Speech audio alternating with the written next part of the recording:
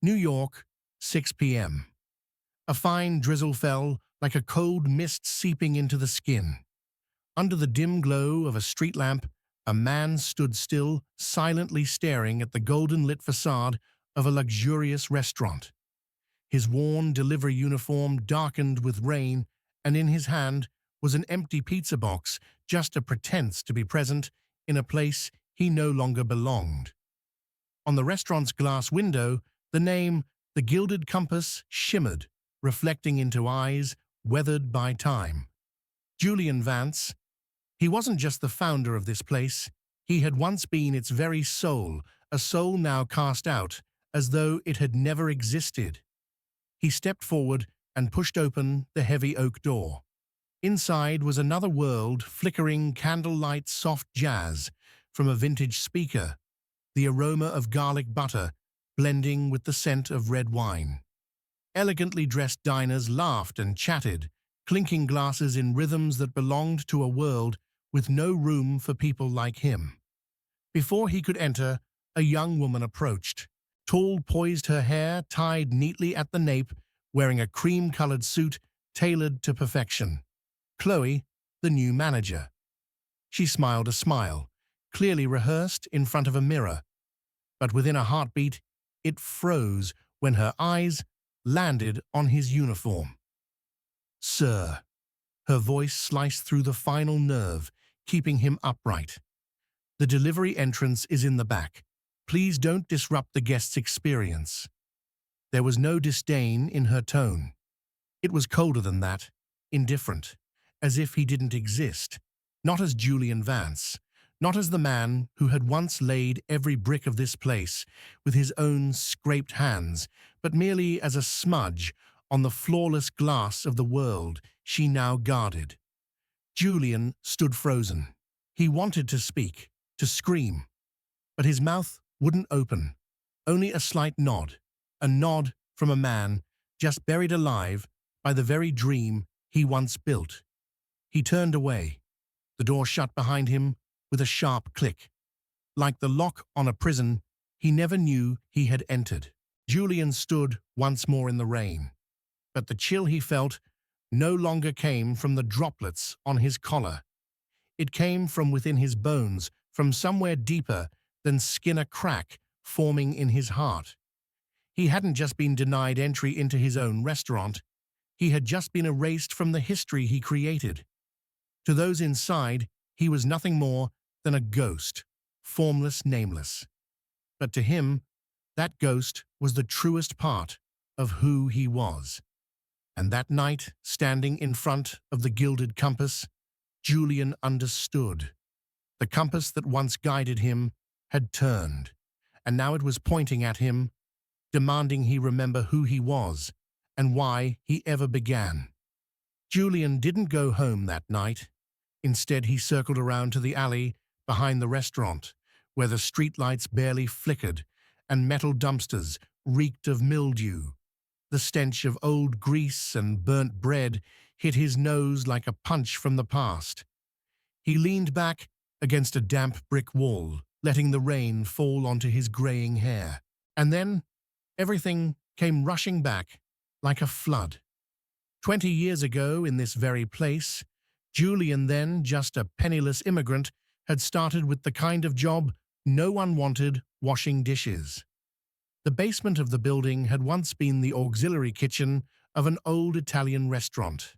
Damp, cracked walls, rats scurried across the floor, and no one even bothered to chase them. Julian remembered every detail: the rusty faucet that creaked whenever turned, the clattering of pots and pans, the stinging cold on his hands as he scrubbed hundreds of plates each night. He remembered the Italian head chef yelling with a cigarette dangling from his lips, "Move faster, you there," never once calling him by name. Julian was simply you there, a shadow in the corner of the kitchen. There were nights he scarfed down leftover pasta from a chipped plate, hunched over on a broken stool. No one cared that he was hungry. No one saw him cry. But it was in that grimy, dark place that Julian made a vow: one day he would have a place of his own, A restaurant not just to serve food, but to serve dignity. A place where even a dishwasher would be called by name, would have a proper seat to eat his meal. The Gilded Compass had once been the answer to that vow. The name he chose carried two meanings: compass to guide those who felt lost, gilded not for its shine, but because he believed that within every person was something precious deserving of respect. No distinctions between tailored suits and kitchen aprons.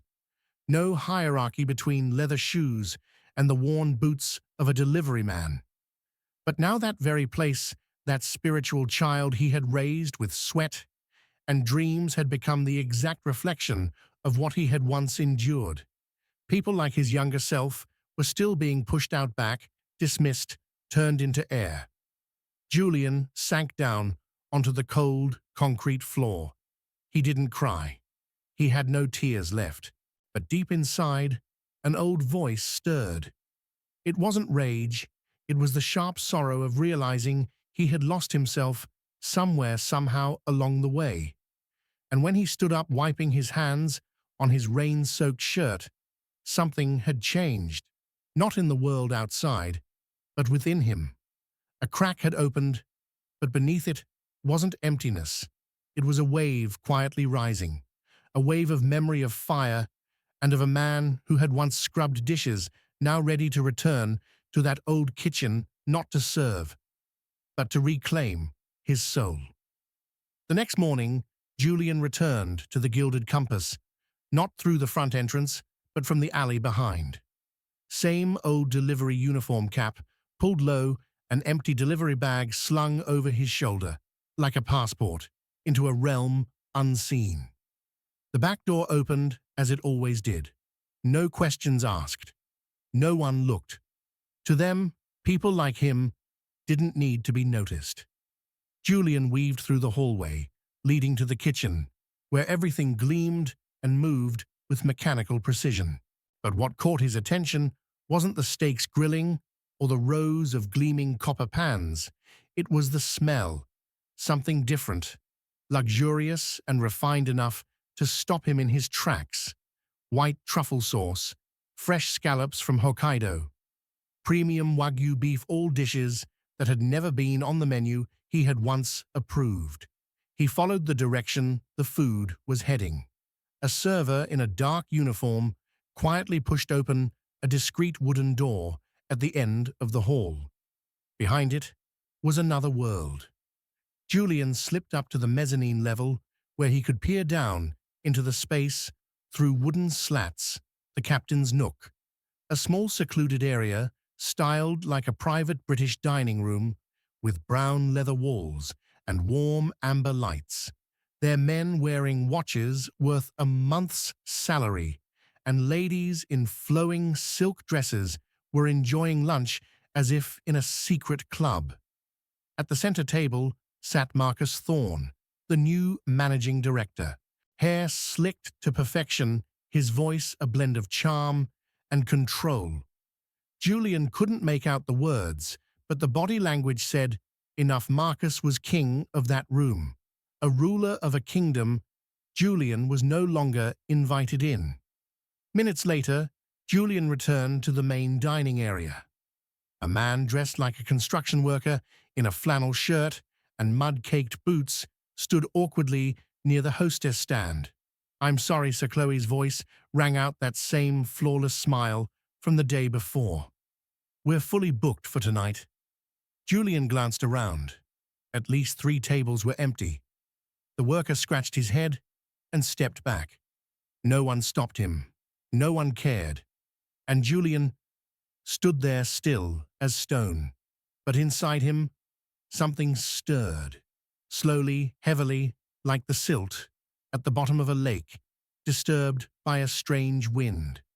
The Gilded Compass now had 2 kingdoms, one for the elite and one for the rejected, those who didn't look right, didn't have enough money, didn't fit the image. He had once created this place to erase that very divide, but somehow in his absence, the old wall had risen again, thicker, more refined, cloaked in beautiful lighting and fine Italian wine. And the most painful part wasn't the discrimination itself. It was that it was happening inside his own creation, orchestrated by those he once trusted, while he was no longer seen, no longer heard. Julian didn't take another step. He turned away silent, like the forgotten faces life had taught him to see.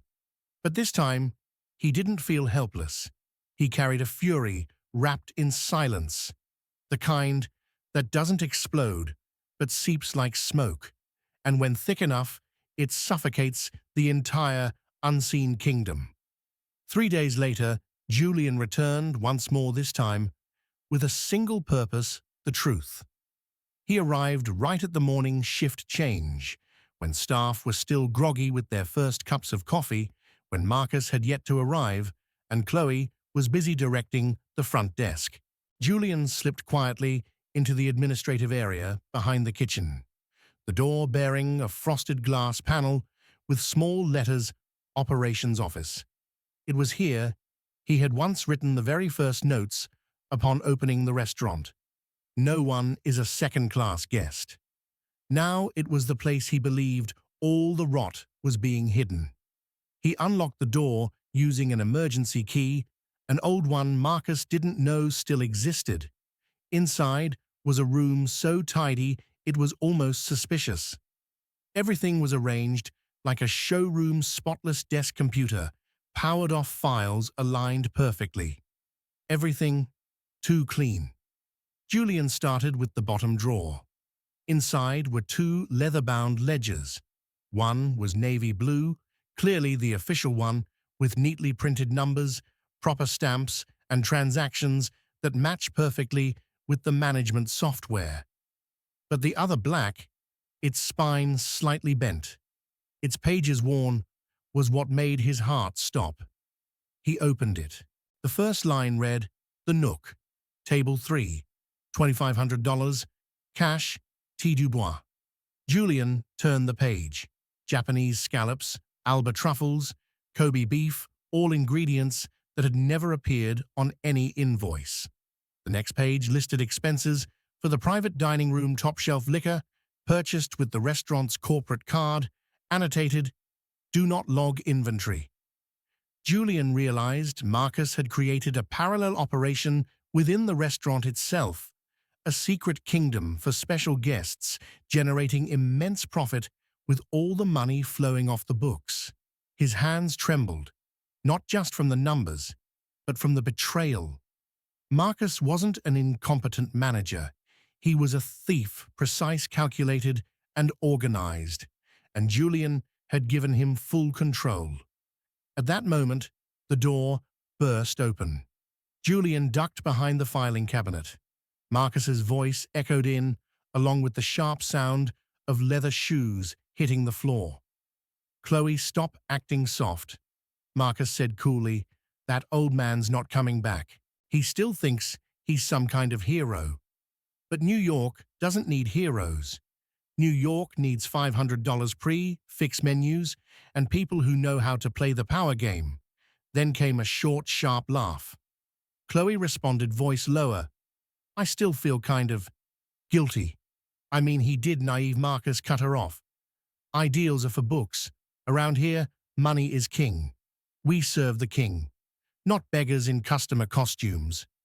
Julian bit his lip, forcing himself not to step out. Not yet. Not while he was still unarmed.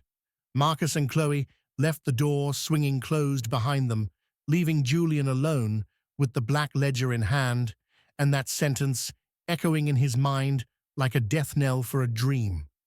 At that moment, he understood. This wasn't just a loss of control.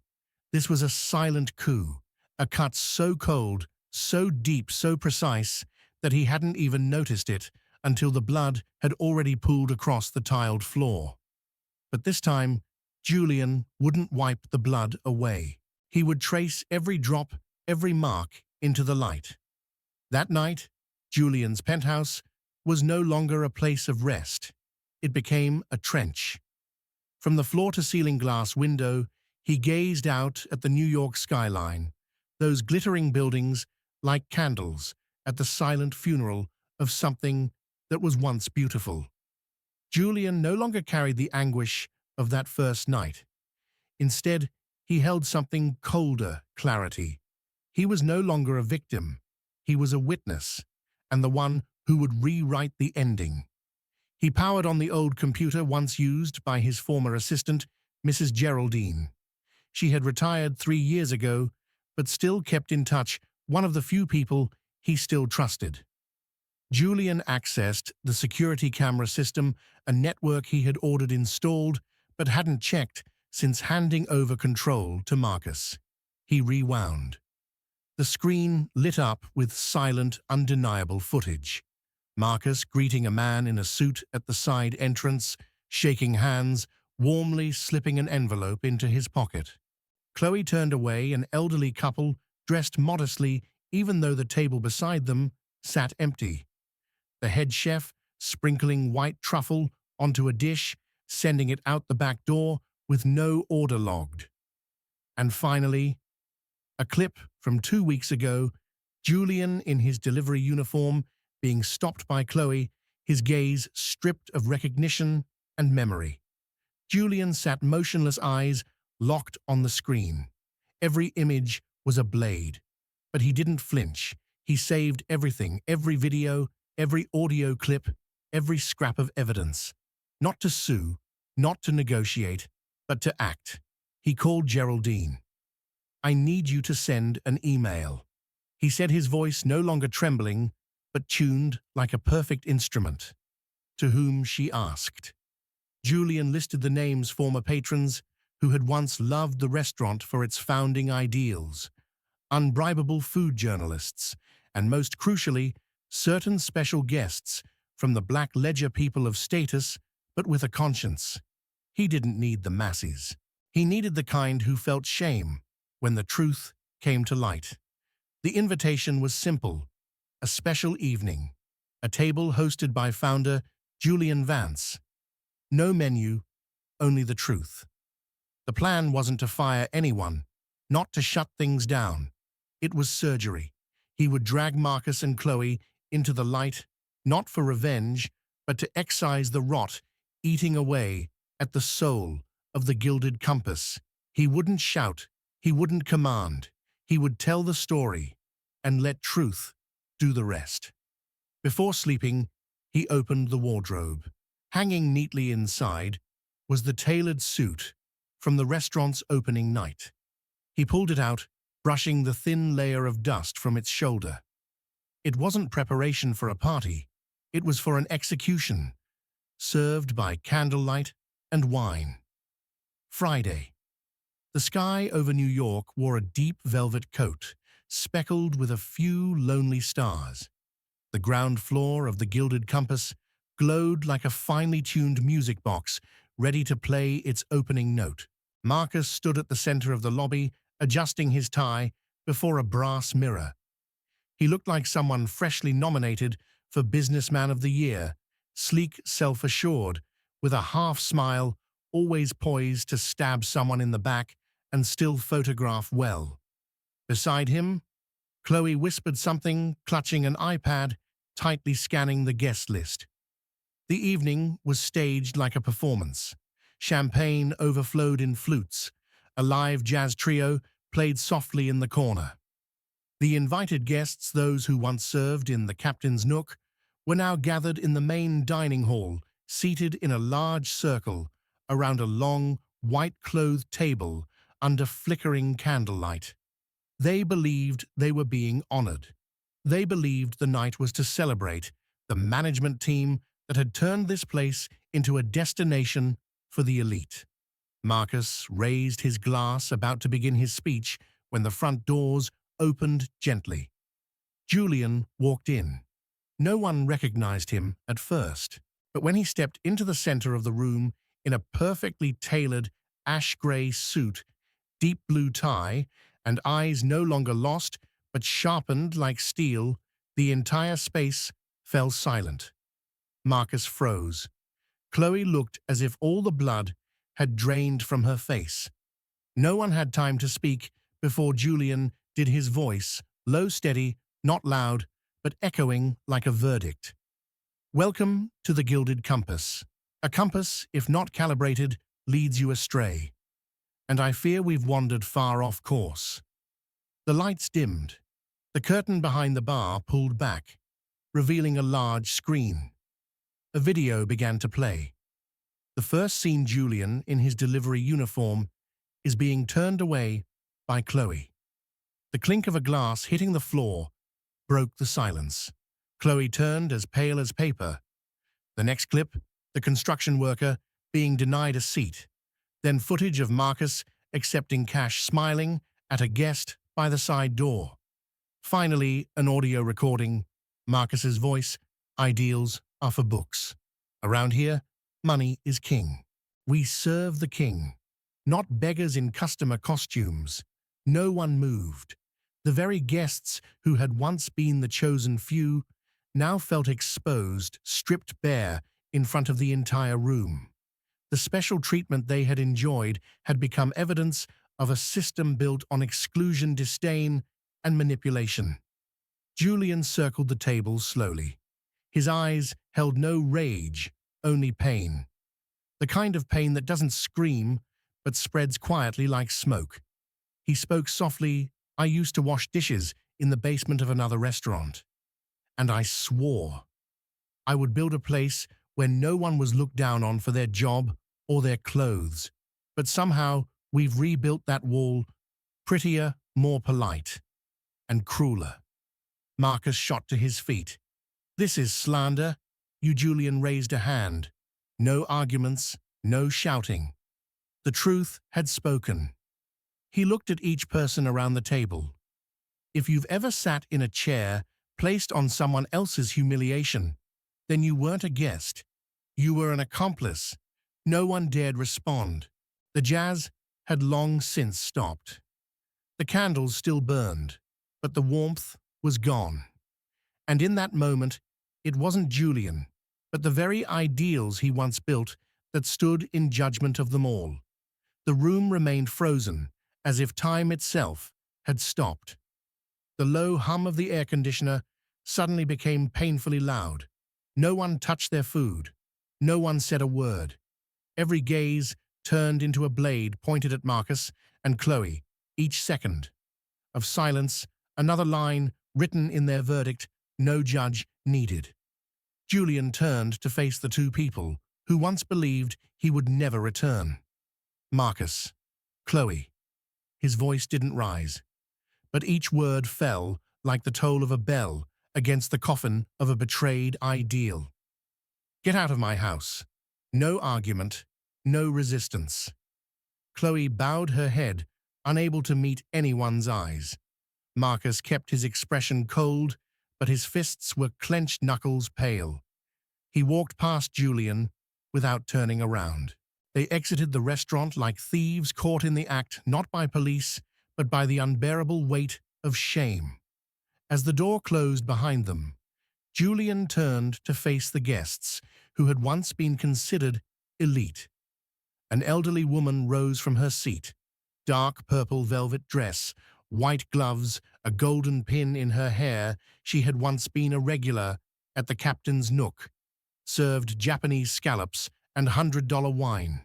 "Julian," she said, voice trembling, "I'm sorry. We were blind. I thought I was being respected, but I didn't realize I was helping destroy the very dream you once had." Julian looked at her, and for the first time that evening, the composure in his eyes cracked. Not into tears, just a small bow of his head. "That blindness," he said, "nearly killed this place." One by one, the other guests stood and left, not with words, but with their silence. Plates untouched. Glasses are still full, but their trust was emptied. No one smiled, no one spoke. They left like mourners after a funeral. Julian remained alone among empty chairs and flickering candlelight. He felt like he had won, and yet also lost. Won because the truth had come to light. Lost because he realized that no matter how noble an ideal, once it is betrayed, it doesn't die all at once. It bleeds, slowly, quietly, and sometimes the only way to save it is to burn everything down. He sat in the silence, the sound of the street wind now creeping in. The room felt hollow, as if the soul of the Gilded Compass had just been drawn out of the walls, the wood every single glass. And then, a sound. Footsteps. Quiet. Miguel, the old Mexican janitor who had worked here since day one, dressed in his usual uniform, holding a steaming cup of coffee. He didn't speak at first, just walked over and placed a hand on Julian's shoulder, calloused, firm, but warm. A touch not of comfort, but of reminder. You are not alone. Miguel handed him the coffee. Boss, he said, in English tinged with a Mexican accent, the foundation is still here. Julian cupped the coffee in both hands. The warmth seeped into his palms like a pulse reconnecting. No more words were needed. In that moment, among the ashes of a shattered supper, a seed had taken root, quietly but irreversibly. 1 week later, the Gilded Compass shut its doors. No announcement, no press release. The sign remained hanging above the entrance, but the glass doors bore a single, handwritten note, temporarily closed. We're finding our way again. JV rumors swirled. Some said the restaurant had gone bankrupt. Others whispered that Julian Vance had broken down. But no one knew that inside a rebirth was quietly underway. When the doors reopened on Monday morning, everything had changed. No more elaborate tablecloths. No more warm golden lighting designed to flatter jewelry. At the center of the restaurant now stood one long wooden table, unpolished, uncovered. On it sat baskets of toasted bread, a large pot of soup, and simple, white porcelain bowls. A small sign was placed at the head of the table. The Founder's Table. Everyone is welcome. Julian called it the table of new beginnings, not to divide, but to dissolve distance. A college student might sit beside a lawyer. An Uber driver could share a meal with an artist. No credit card required, no reason needed. Just walk in and take a seat. Miguel, the janitor, was now the general manager. He didn't use a laptop, he used trust. Julian no longer wore suits. That day, he sat at the founder's table himself, in a simple shirt, holding a bowl of soup, across from a young black boy sharing stories about his first art class. Next to them sat a night shift nurse and a laughing taxi driver. Julian looked around. The restaurant was no longer lavish, but for the first time in years, it felt alive. He took a sip of soup. It wasn't gourmet, but it tasted like homecoming. The dream hadn't died. It had simply been refined by fire, and now it had found its compass again. If you believe that kindness and justice still belong in this world, like this story, share your thoughts in the comments and subscribe to Toch Story so you won't miss the next tale that speaks to the heart.